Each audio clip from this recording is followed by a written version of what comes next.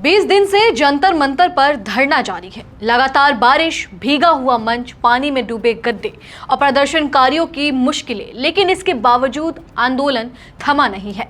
अब इस पूरे आंदोलन को नया मोड़ देते हुए कॉकरोच जनता पार्टी ने 20 जुलाई को संसद मार्च का ऐलान कर दिया है। इस मार्च की अगुवाई सोनम वांगचुक और अभिजीत दीपके करेंगे। पार्टी का दावा है कि ये सिर्फ एक विरोध प्रदर्शन नहीं, बल्कि देश की शिक्षा व्यवस्था और युवाओं के भविष्य से जुड़े सवालों को सीधे संसद तक पहुंचाने की कोशिश होगी। नमस्कार, मेरा नाम है नंदिनी सोनी और आप देख रहे हैं द हिंदी टॉक। दरअसल कॉकरोच जनता पार्टी पिछले 20 दिनों से जंतर मंतर पर धरना दे रही है। पार्टी का कहना है कि उसकी सबसे बड़ी मांग केंद्रीय शिक्षा मंत्री धर्मेंद्र प्रधान के इस्तीफे की है। आरोप है कि लगातार पेपर लीक, भर्ती परीक्षाओं में गड़बड़ियां और शिक्षा व्यवस्था की खामियों ने करोड़ों छात्रों के भविष्य को संकट में डाल दिया है। पार्टी का कहना है कि जब तक इन मुद्दों पर जवाबदेही तय नहीं होती, तब तक उनका आंदोलन जारी रहेगा। इसी आंदोलन को अब और बड़ा रूप देने के लिए 20 जुलाई को संसद मार्च निकाला जाएगा। इस मार्च का नेतृत्व सोनम वांगचुक और अभिजीत दीपके करेंगे। अभिजीत दीपके ने देश भर के छात्रों, युवाओं और आम लोगों से अपील की है कि वे बड़ी संख्या में इस मार्च का हिस्सा बने।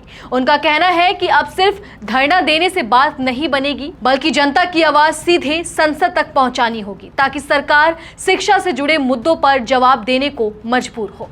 इसी बीच आंदोलन से जुड़ी एक और अहम जानकारी सामने आई है। पार्टी के मुताबिक सोनम वांगचुक पिछले 12 दिनों से अनशन पर हैं और इसी दौरान उनका करीब 7 किलो वजन कम हो चुका है। समर्थकों का कहना है कि ये सिर्फ एक व्यक्ति का अनशन नहीं, बल्कि देश के लाखों छात्रों और युवाओं के भविष्य के लिए किया जा रहा संघर्ष है। लेकिन इस आंदोलन के बीच सबसे ज्यादा चर्चा बारिश और प्रशासन के रवैये को लेकर हो रही है। पिछले 2 दिनों से हो रही लगातार बारिश के कारण जंतर मंतर पर जल भराव की स्थिति बन गई। प्रदर्शनकारियों के गद्दे भीग गए, मंच पर पानी भर गया और वहां बैठे लोगों को काफी परेशानियों का सामना करना पड़ा।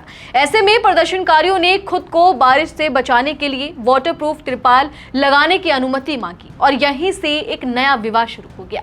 अभिजीत दीपके का आरोप है कि दिल्ली पुलिस ने तिरपाल अंदर ले जाने की अनुमति नहीं दी। उनका कहना है कि इसके लिए पुलिस को लिखित आवेदन भी दिया गया, लेकिन 3 दिन बीत जाने के बाद भी कोई मंजूरी नहीं मिली। उन्होंने सवाल उठाते हुए कहा कि जब पुलिस अपने लिए टेंट और व्यवस्था कर सकती है, तो शांतिपूर्ण धरने पर बैठे प्रदर्शनकारियों को बारिश से बचने के लिए तिरपाल लगाने से क्यों रोका जा रहा है।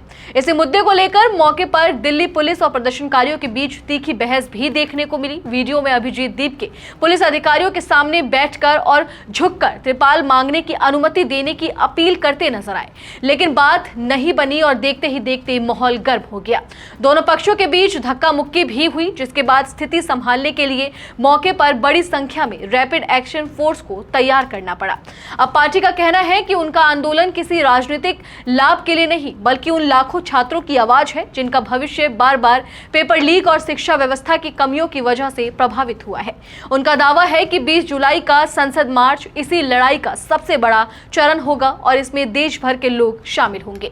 हालांकि इस पूरे घटनाक्रम ने एक और सवाल खड़ा कर दिया है। अगर लोकतांत्रिक तरीके से धरना दे रहे लोगों को बारिश से बचने के लिए तिरपाल लगाने की भी अनुमति नहीं मिलती, तो क्या इसे विरोध प्रदर्शन के अधिकार पर रोक नहीं माना जाएगा? क्या प्रशासन को कानून व्यवस्था बनाए रखने के साथ साथ प्रदर्शनकारियों की बुनियादी जरूरतों का भी ध्यान नहीं रखना चाहिए? फिलहाल सभी की नजरें 20 जुलाई पर टिकी है। देखना होगा कि सोनम वांगचुक और अभिजीत दीपके के नेतृत्व में निकाला जाने वाला यह संसद मार्च कितना बड़ा रूप लेता है और क्या सरकार छात्रों की मांगों पर कोई ठोस कदम उठाती है, या फिर यह आंदोलन आने वाले दिनों में और तेज होता है। आप इस पूरी खबर को लेकर क्या कुछ सोचते हैं? कमेंट सेक्शन में हमें अपनी राय जरूर दें और अगर अभी तक आपने हमारे चैनल को सब्सक्राइब नहीं किया है तो तुरंत करें। इसके साथ ही हमें सोशल मीडिया प्लेटफॉर्म यानी कि फेसबुक, इंस्टाग्राम और एक्स पर फॉलो जरूर करें।